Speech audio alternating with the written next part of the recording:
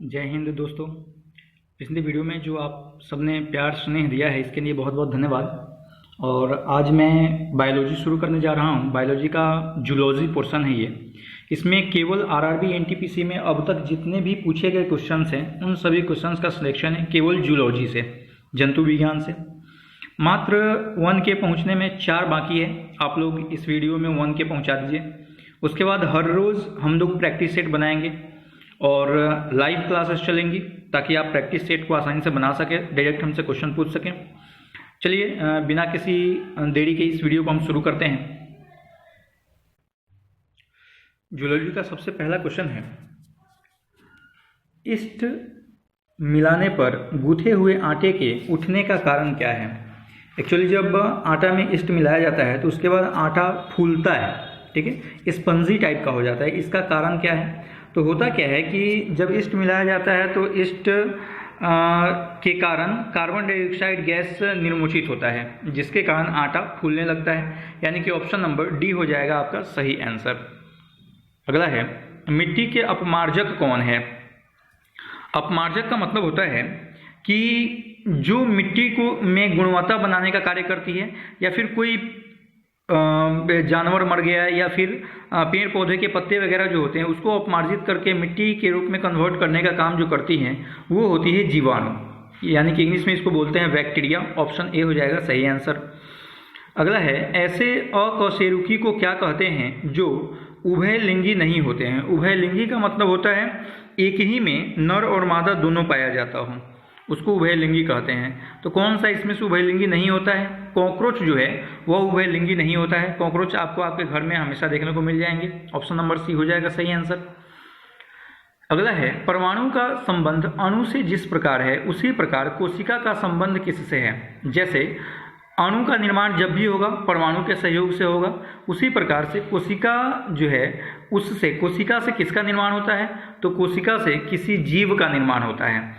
हम जो मनुष्य हैं हम भी कोशिकाओं से मिलकर के ही बने होते हैं। सामान्य मनुष्य जो होते हैं उसमें लगभग 5000 अरब कोशिकाएं पाई जाती हैं, ठीक है। ये सारे इंपॉर्टेंट पॉइंट्स हैं। अगर आप कॉपी कलम लिए हुए हैं तो उसको लेकर के बैठिए, मैं इसका PDF भी डाल दूंगा, वहाँ से आप डाउनलोड कर सकते हैं। लेकिन जो पॉइंट्स मैं बोलता हूँ उसको निश्चित रूप से नोट डाउन करते जाइए, क्योंकि ये सारे इंपॉर्टेंट क्वेश्चन कहीं ना कहीं पूछे गए होते हैं जो मेरे दिमाग में आता है और मैं उसको रिपीट करते जाता हूँ। अगला है, बार बॉडी न्यूक्लियस में किस ड्यूरेन पाई जाती है। कौन सा ड्यूरेन पाया जाता है? बार बॉडी न्यूक्लियस में किस दौरान पाई जाती है। सॉरी, फिर से एक बार सुनिएगा। बार बॉडी न्यूक्लियस में किस दौरान पाया जाता है? तो बार बॉडी न्यूक्लियस में तब पाया जाता है जब स्त्री स्तन पेशी की कोशिका में इंटरफेज होता है। यानी कि जो स्त्री मादा स्तन कोशिका होती है उसका जब इंटरफेज होता है, यानी कि उसका जब डिवीजन होता है, विभाजन होता है, तो उस दौरान बार बॉडी न्यूक्लियस पाया जाता है। अगला है, कोशिका के ऊर्जा का आधार है। यानी कोशिका को ऊर्जा की प्राप्ति कहाँ से होती है? तो हम सबको पता है कोशिका जो होती है उसको ऊर्जा की प्राप्ति होती कहाँ से? माइटोकॉन्ड्रिया से होती है। ऑप्शन नंबर डी हो जाता है। एक्चुअली होता क्या है कि हम जो भोजन वगैरह करते हैं वो सारे के सारे एक रस में कन्वर्ट हो जाते हैं। रक्त के द्वारा वो सारे हमारे विभिन्न कोशिकाओं तक पहुँचते हैं, और कोशिकाओं को जब ऑक्सीजन की आपूर्ति होती है तो उस दौरान ऑक्सीजन में जल करके वो जो रस होते हैं वो एनर्जी में कन्वर्ट हो जाते हैं। यह काम करता कौन है? तो माइटोकॉन्ड्रिया करता है, जो कोशिका का एक भाग है। कोशिका में पाया जाने वाला कोशिका का एक अंग है माइटोकॉन्ड्रिया, जिसको हम लोग energy house, power house of cell के नाम से भी जानते हैं। अगला, एक पौधा कोशिका से एक जीव कोशिका भिन्न होती है। यानी कि जो एक पौधा कोशिका होता है उससे एक जीव कोशिका किस प्रकार से भिन्न होती है। यानी कि कौन कौन सा ऐसा चीज़ है जो जंतु कोशिका और में नहीं पाया जाता है जबकि पौधे कोशिका में नहीं पाया जाता है। तो हो जाएगा आपका कोशिका भित्ति नहीं होता है। जो जंतु कोशिका होती है उसमें कोशिका भित्ति नहीं होता है जबकि पौधे कोशिका में होती है। उसके बाद क्लोरोप्लास्ट नहीं होता है, जंतु कोशिका में क्लोरोप्लास्ट नहीं होता है क्योंकि हम सब जो हैं वो प्रकाश संश्लेषण नहीं कर पाते हैं। और सेंट्रोल नहीं होता है, ठीक है, ऑप्शन नंबर सी। ये तीनों चीज़ें नहीं पाई जाती हैं जंतु कोशिका में, जबकि हीमोग्लोबिन हम में पाया जाता है। अगला, रक्त कोशिका मोनोसाइट का जीवन काल होता है। रक्त कोशिका एक्चुअली मोनोसाइट जो है वह पार्ट होता है ल्यूकोसाइट का। ल्यूकोसाइट बोलते हैं हम लोग व्हाइट ब्लड सेल को, WBC को ल्यूकोसाइट बोलते हैं। और उसी ल्यूकोसाइट के दो पार्ट होते हैं, मोनोसाइट और लिम्फोसाइट। ठीक है, यहाँ पूछा जा रहा है कि मोनोसाइट जो होता है उसका जीवन काल कितना होता है, तो मोनोसाइट का जीवन काल 3 दिन का होता है। ऑप्शन नंबर ए हो जाएगा सही आंसर। अगला है, मानव शरीर के किस अंग में लसिका कोशिका का निर्माण होता है। लसिका कोशिका जो होती है उसका निर्माण किस में होता है, तो उसका निर्माण होता है बृहत अस्थि में। बृहत अस्थि यानी कि हड्डी जो होते हैं, बोन जो होते हैं, उसको हम लोग अस्थि, बृहत अस्थि कहते हैं।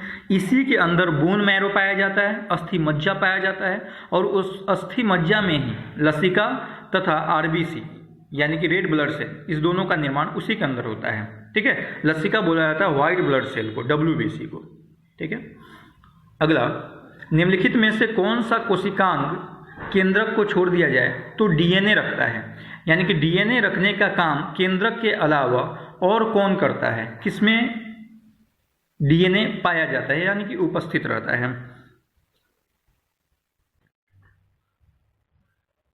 कोशिकाओं, एक बार और सुनिएगा, निम्नलिखित में से कौन सा कोशिकांग DNA रखता है, तो आपका ऑप्शन हो जाएगा डी नंबर, यानी कि जो माइटोकॉन्ड्रिया है वो DNA रखता है। और ये मैंने जो पिक्चर दिखाया है ये पिक्चर माइटोकॉन्ड्रिया का ही पिक्चर है। अगला है, भ्रूण किस में मिलता है। भ्रूण जो होता है वह किस में पाया जाता है, तो बीजों में पाया जाता है, क्योंकि बीज से ही किसी नए पौधे का निर्माण होता है। आपको ये कोई फल है जिसके अंदर का ये बीज है, और इसी बीज के द्वारा नए फल का निर्माण होगा, नए पौधे का निर्माण होगा, जिसके कारण हम बोलते हैं कि बीजों के अंदर भ्रूण पाया जाता है।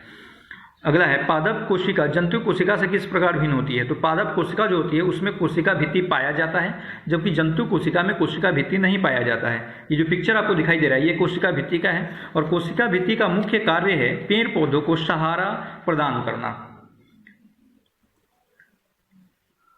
अगला है, मनुष्य के शरीर में सबसे लंबी कोशिका कौन सी होती है, तो मनुष्य के शरीर की सबसे लंबी कोशिका होती है तंत्रिका कोशिका। ये जो पिक्चर आपको दिखाया गया ये तंत्रिका कोशिका का है। हमारा जो कमर होता है वहाँ से लेकर के जो रीढ़ की हड्डी है उसी के सहारे मस्तिष्क तक आ जाइए, हमारा जो पीयूष ग्रंथि होती है वहाँ तक, वो सारी तंत्रिका कोशिका ही होती है, जिसके द्वारा किसी भी प्रकार की घटना दुर्घटना हमारे शरीर पर घटता है, जैसे सुई चुभता है तो उसकी दर्द वगैरह हमारे मस्तिष्क तक पहुँचती है या उसकी अनुभूति होती है, वह तंत्रिका कोशिका के द्वारा ही होती है। और इसकी लंबाई हमारे शरीर में सबसे लंबी होती है, सबसे बड़ी होती है।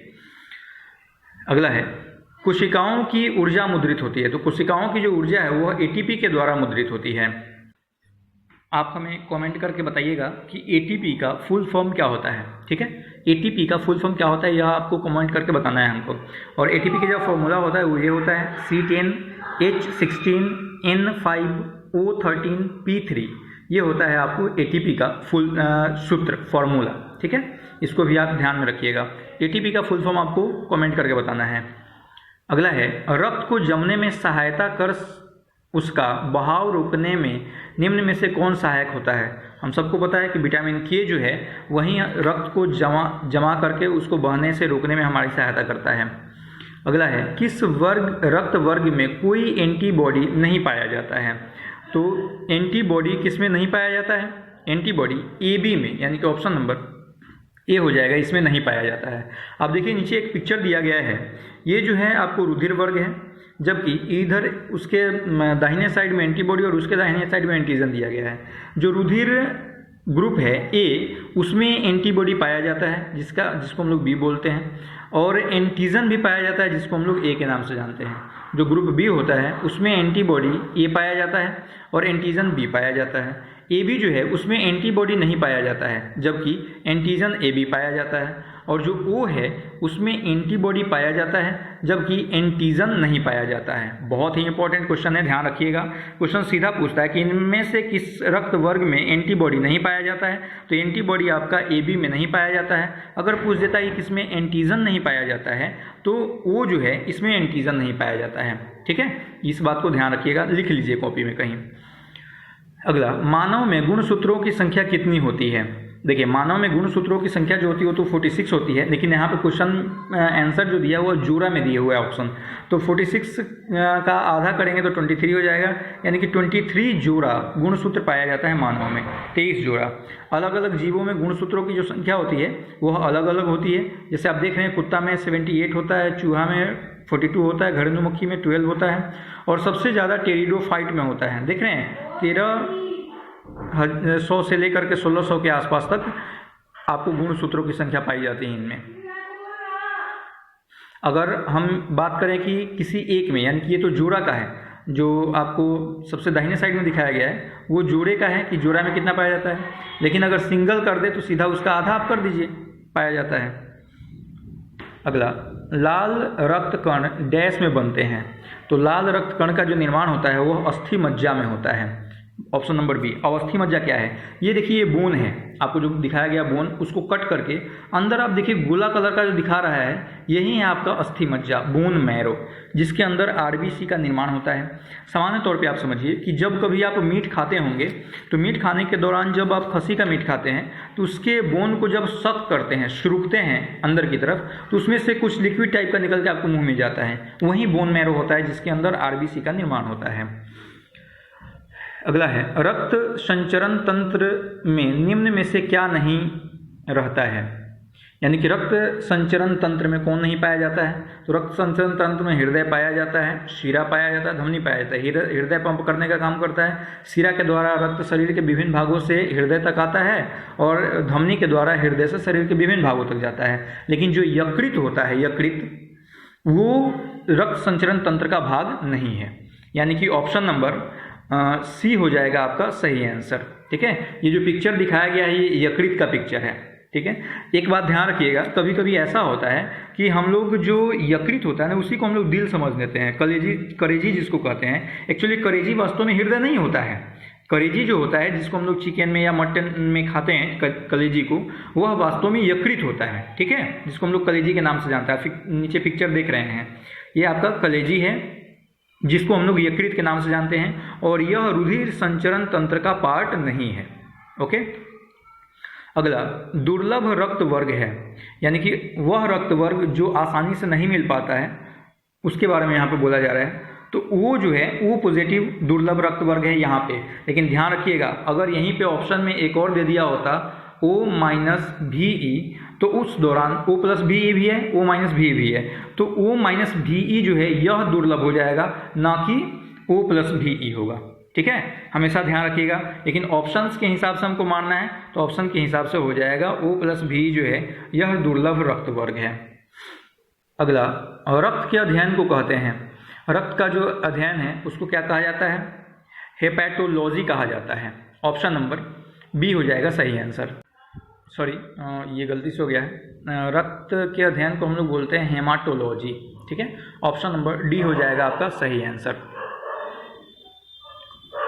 अगला, हृदय से बाहर जाने वाले नलियों को क्या कहते हैं। अभी हमने पीछे बताया था कि हृदय से जो रक्त को शरीर के विभिन्न भागों तक पहुंचाता है उसको हम लोग बोलते हैं धमनी, जबकि शरीर के विभिन्न भागों से जो हृदय तक लाता है उसको बोलते हैं हम लोग नस या वेन्स या सिरा।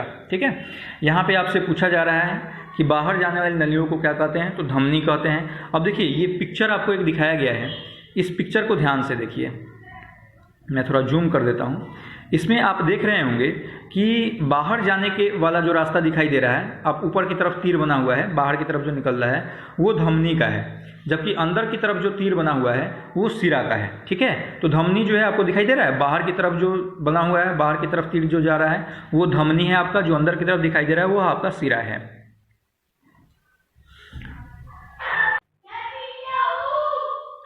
निम्नलिखित में से कौन सा पदार्थ मानव रक्त के प्रभाजन से प्राप्त किया जाता है। गामा ग्लोबुलिन, ऑप्शन नंबर आपका बी हो जाएगा सही आंसर। ठीक है, मानव रक्त के प्रभाजन से गामा ग्लोबुलिन प्राप्त किया जाता है। अगला है, लाल रक्त कण का आकार होता है, लाल रक्त कण जो होता है उसका आकार कैसा होता है, तो उसका आकार उत्तलाकार होता है, यानी कि उत्तल की आकृति की तरह। आप देख रहे हैं ना, उत्तल जैसा दिखाई दे रहा है, तो उत्तल की आकृति जैसा, यानी कि बाहर की तरफ उभरा हुआ, अंदर की तरफ धंसा हुआ। ठीक है, ये उत्तल के आकार का होता है।